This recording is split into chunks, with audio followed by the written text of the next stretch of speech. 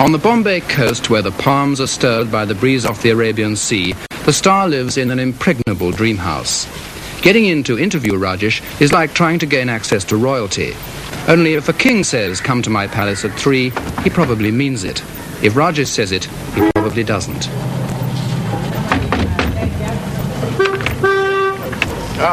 Good afternoon. Come to see Rajesh Khanna. Oh, yeah. Is he here? No. He's not here? Yeah. He's coming at 8:30. But we have an appointment with him for 3 o'clock, which is now. I don't know what time he's coming. You come to tomorrow morning, 8:30. Tomorrow morning? Yes. You come. Do you know where he is? Where's he gone? Hospital. I don't know which hospital. Gone to a hospital? Yes. When did he go? His friend is sick. To see a sick friend? Yes. He's going to be at the hospital for some 13 hours. Yes. But he was expecting us? Yes. But he went? I see. Right, so we must come back at 10 o'clock tomorrow. Yes. Thank you very much. Next time, we get as far as the gatehouse. Inside, the star has furnished it as a temple to himself. We read magazines about him, wait for another appointment that he doesn't keep, and study his film awards.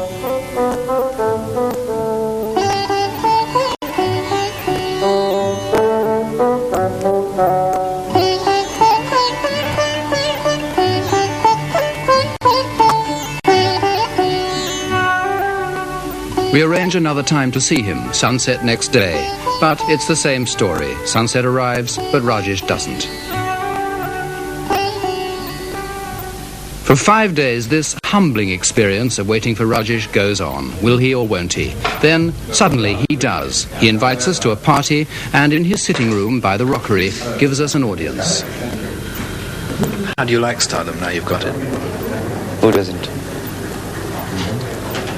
It's fabulous to feel popular. And then, of course, a star. And I think a star does twinkle. You have to work very hard, though, don't you? I mean, you work on a lot of films at one time, and rush from one place to another. It's 2 films a day. 2 films a day. Never more? That must be fairly exacting, though. It is, but I like it. Do you have to fight to stay at the top? I mean, there's more to staying a star than just acting, isn't there? Part of it, yes. One has to be a little cruel. Cruel? Yes. Can you give me an example of that? As you just said, that one has to fight and fight well and win the battle. That calls for a lot of things. Do you plan your strategies alone? I do most of the things intuitionally. Impulsive. Just wait. And things do happen the way I want them to.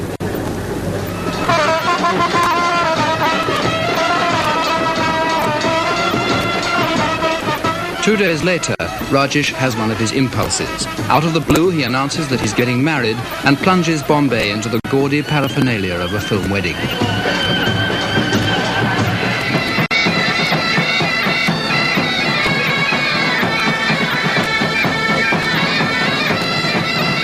India is stunned, we are told. Women are sobbing and tearing their hair. There will probably be suicides.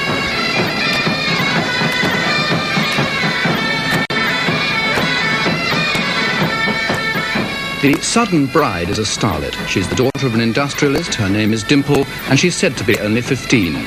Even the gossip columnists have been taken by surprise. Except one. This is Devi, the vitriolic queen of the gossip writers. She floats like a butterfly and stings like a bee. When Rajesh decided to get married, Devi was the first person he told. He told her that he'd found the girl drowning in the sea, rescued her, and fallen in love. And I think he was high, because when he rang me up at 3 a.m., he sounded absolutely drunk.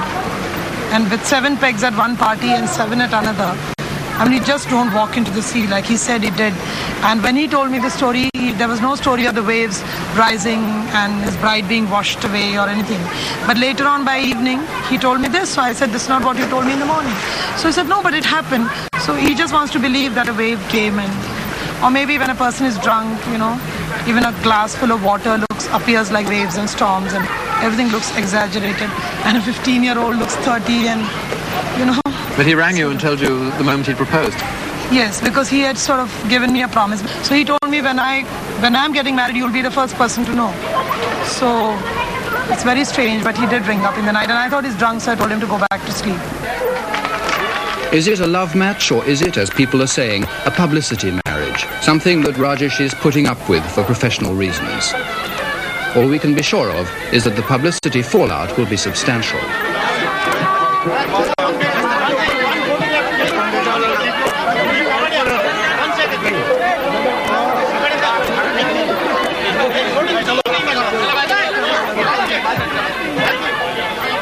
This wedding, was there more than the usual amount of film razzmatazz, or was it about standard size? No, it's a standard size. Every wedding in the film industry is colossal. And I suppose for the masses, it's just the right thing he's done. Marrying a fair girl, young and not yet branded or something. I mean, she's only one film old. Shrewd stroke. Very. But I feel it happened to him because when he had made up his mind not to marry, by then the girl's father and the girl's father had told half the town and the girl had told the other half. So he liked what was happening to him. The congratulations, the attention he got, the fuss made over him. And then he's got these very filmic ideas of love and romance and things. Like happiness on a Hindi screen means wearing a lot of jewelry, grand sari and smiling all the while. Love means telling your man all the while that you're in love with him, preferably with the moon or stars around,